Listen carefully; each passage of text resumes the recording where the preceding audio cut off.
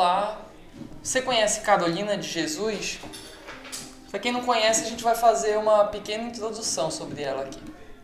Carolina de Jesus, ela nasceu em 1914 em uma comunidade rural em Minas Gerais.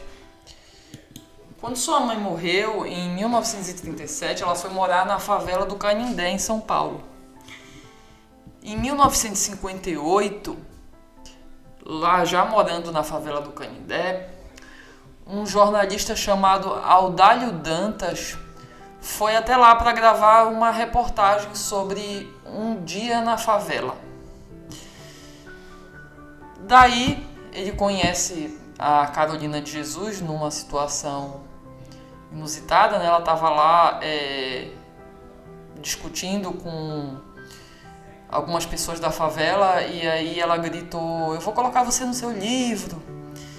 E aí diz que ele ficou interessado, que livro que era esse. E dali, mais pra frente, vai surgir o famoso Quarto de Despejo, Diário de uma Favelada, publicado em 1960. Quarto de Despejo, Diário de uma Favelada, sua obra mais famosa, escrita por essa mulher que, passando fome por muitas vezes, vivendo na favela, única responsável pela vida dos seus 3 filhos, quer dizer, uma mulher com todas essas dificuldades teve tempo, disposição e discernimento para publicar uma obra dessa, então, o que é extraordinário. Essa obra, que foi publicada nacionalmente, atingiu proporções tão grandes que foi também publicada internacionalmente. Virou um best-seller, inclusive. E depois dessa obra, o que é curioso é que o sucesso dela parou meio que por ali, né? Dali pra frente, a carreira de Maria Carolina simplesmente estagnou. E por que será que isso aconteceu, né? É sobre isso que a gente vai refletir um pouco nesse vídeo. No seu segundo livro, Casa de Alvenaria, Diário de uma Ex-Favelada, Carolina de Jesus, agora em um mundo novo para ela, né? Porque Casa de Alvenaria ele é passado quando ela está em processo de publicação de Quarto de Despejo e depois de ser publicado, né? Quer dizer, ela não, agora o ambiente dela, apesar de que ela no começo do livro ela ainda mora na favela, mas os ambientes que ela frequenta já não se restringem à favela, né? Ela já frequenta ambientes bem high society, vamos dizer assim, né? Ela vai para programa,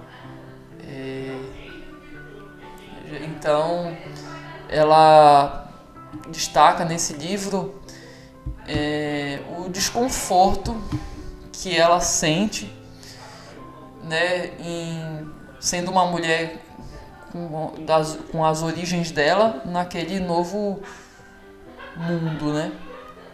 A gente traz aqui até um trecho que expõe assim de forma bem franca esse desconforto. É o seguinte aqui: "Não estou tranquila com a ideia de escrever o meu diário da vida atual.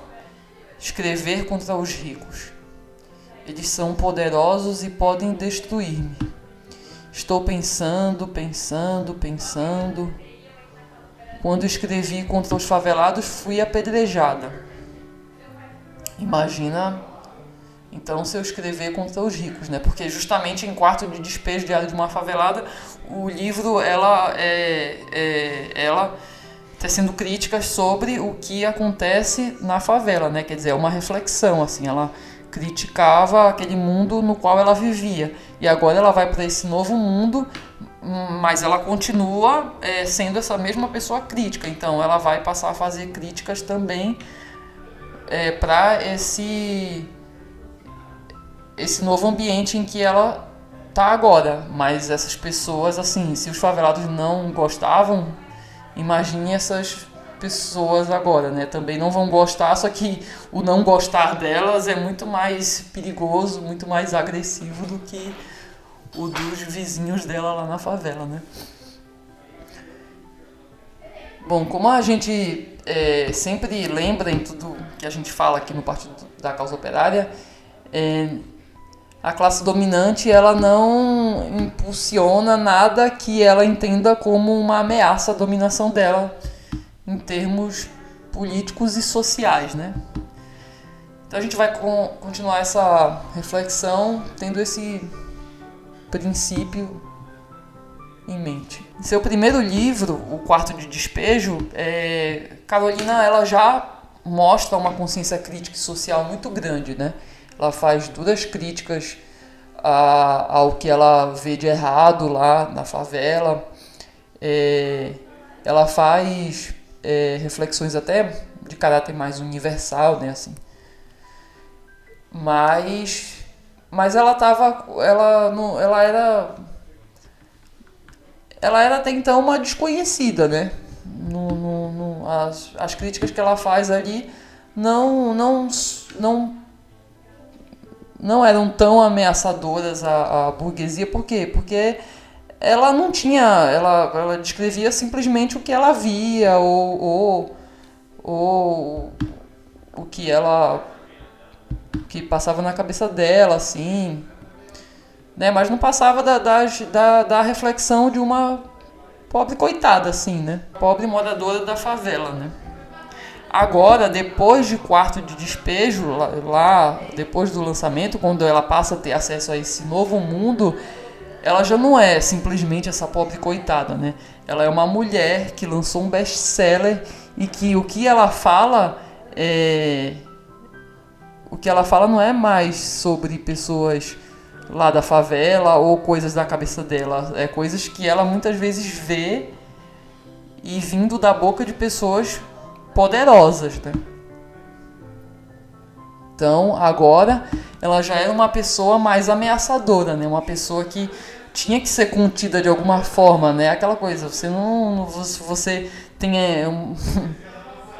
a burguesia não vai... financiar a voz revolucionária de ninguém, né? E ela era isso, ela era uma voz revolucionária em ascensão, vamos dizer assim, né?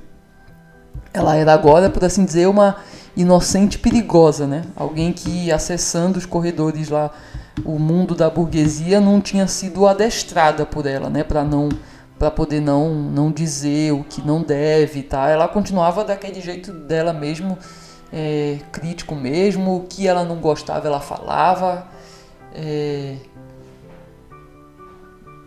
apontava o que ela achava estranho, sempre defendeu muito os trabalhadores. Isso a gente vê tanto em Quarto de Despejo, em Casa de Alvenaria, coisa que ela escreve, que ela é uma revolucionária em ascensão, ela era isso. E é bom a gente lembrar também que a favela do Canindé foi extinta por força do livro Quarto de Despejo. Então, assim, a crítica dela tem uma força muito grande, né? Isso com certeza deveria ameaçar.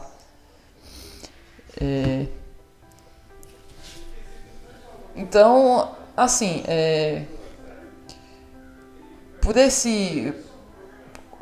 tanto por esse freio na carreira dela, quanto também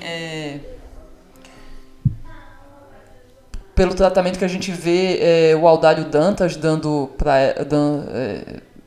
com ela em Casa de Alvenaria, principalmente, né? Esse sujeito que lançou ela, mas podava ela tanto que chegava a ser assim, como se ela fosse, sei lá, uma criança, como se ele fosse o tutor dela, né? Como se ela fosse uma criança, sei lá, até... ele não deixava, ela tinha várias peças escritas, tinha vontade de lançar um álbum, recebeu vários convites para ir para a rádio, para fazer comercial. Ele não deixava a carreira dela deslanchar, dizer não, aí inventava um monte de coisa para ela, sem experiência, né? Ficava naquela, muitas vezes ela chegava a achar que ela percebia que ele era muito dominador, e ela tecia muitas críticas a isso, mas também às vezes ela achava que ele era um cara que cuidava dela, porque muita gente dizia isso pra ela, né? Não, ele tá cuidando de você. Então ela ficava nessa dubiedade. Ele me domina muito, mas também ele é bom pra mim. Ficava mas a gente via que ele também não ajudou a deslanchar a carreira dela. Ajudou em Quarto de Despejo, mas parou por ali. Então a gente vê por isso tudo que quando lançaram ela, a intenção deles não era dar voz para ela como artista, assim, vamos ajudar essa artista que né, vive em condições de pouca oportunidade a ter uma oportunidade, porque se fosse isso eles teriam apoiado ela também em outras iniciativas artísticas, né? Isso não aconteceu. E tampouco tinham a intenção de dar voz a essa crítica social que ela traz, porque se fosse dessa forma, teriam dado também continuidade, né, às obras dela, e também isso não houve. Então, no final das contas, o que a gente tira disso? É que ela foi lançada porque ela era um produto interessante, né?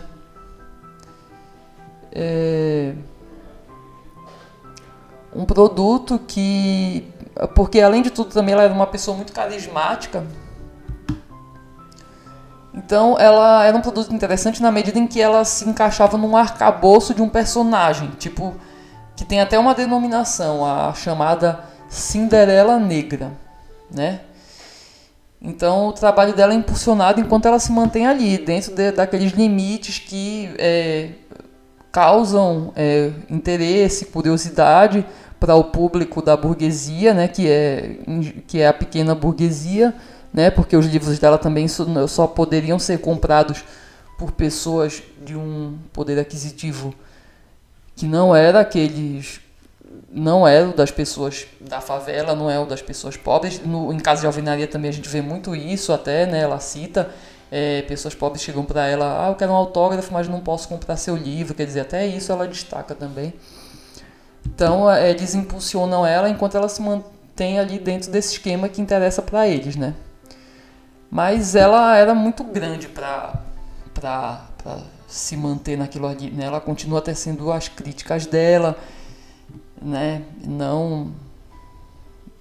Então eles começaram a frear o desenvolvimento da carreira dela.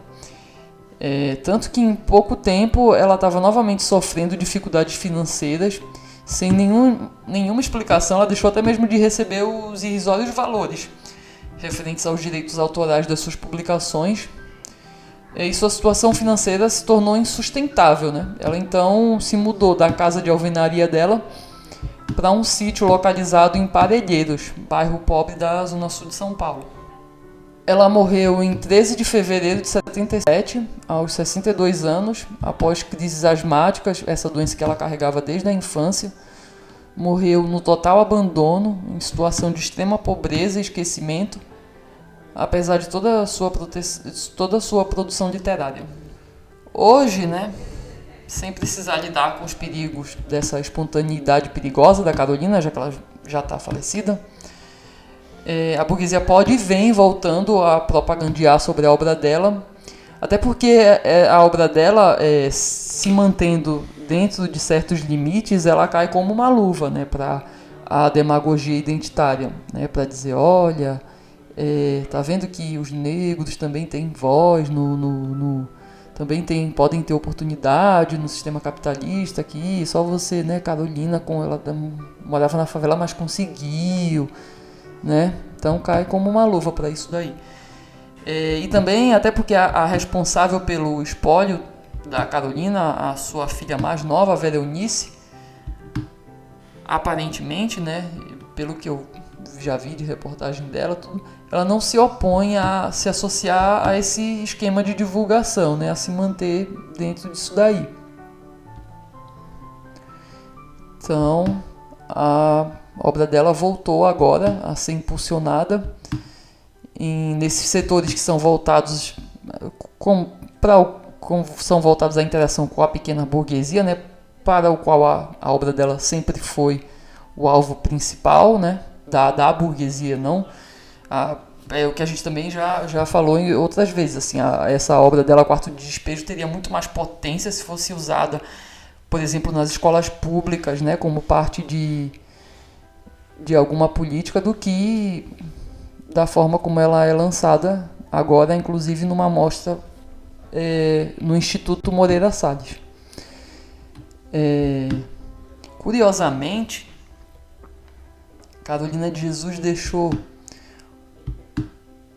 como herdeiras do silenciamento que ocorreu a ela as suas netas, filhas do seu filho José Carlos, esse que morreu como ela na pobreza, inclusive morando na rua, de alcoolismo.